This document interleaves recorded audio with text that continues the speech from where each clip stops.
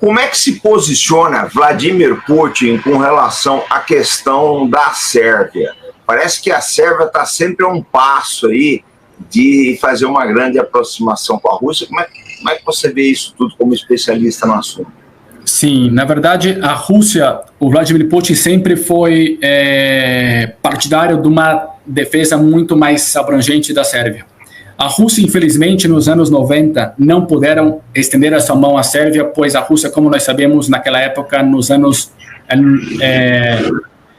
noventistas, estava ajoelhada, humilhada e calhada.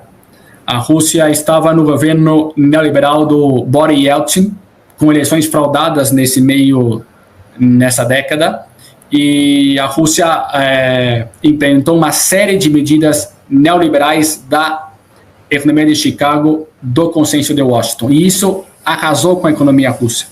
A Rússia não pôde estender a mão para o seu irmão menor, por assim dizer, a Sérvia, nos anos 90. Vladimir Putin gostaria de defender a Sérvia, mas naquele momento a Rússia não tinha o músculo necessário porque estava derrotada na Guerra Fria e era o momento da unipolaridade, onde os Estados Unidos atuavam com impunidade total. Se fosse hoje, duvido muito que os Estados Unidos ousariam, e se ousariam, a Rússia ia atuar com uma força muito mais forte para deter esse impulso estadunidense, essa projeção da OTAN, porque em Kosovo foi criado a segunda base militar maior dos Estados Unidos fora do seu território. Então, essa projeção que os Estados Unidos teve nos anos 90, Vladimir Putin gostaria de deter.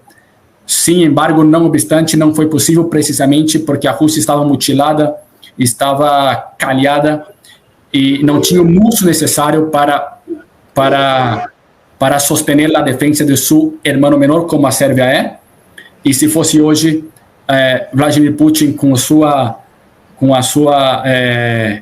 seu método soberanista e partidário do mundo multipolar, entenderia que a Sérvia é esfera de influência da civilização ortodoxa e não deixaria que os tentáculos atlantistas estabeleceriam a segunda maior base militar dos Estados Unidos fora do seu território, no coração da Sérvia, que é Kosovo.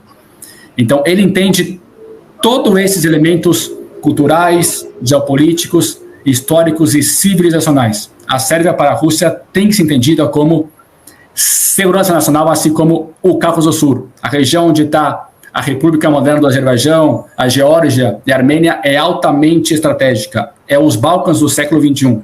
Então, assim como o Cáucaso do Sul foi estabelecido por Putin como segurança nacional, os Balcãs também é entendido por ele como um caldeirão geopolítico que não pode ser ignorado.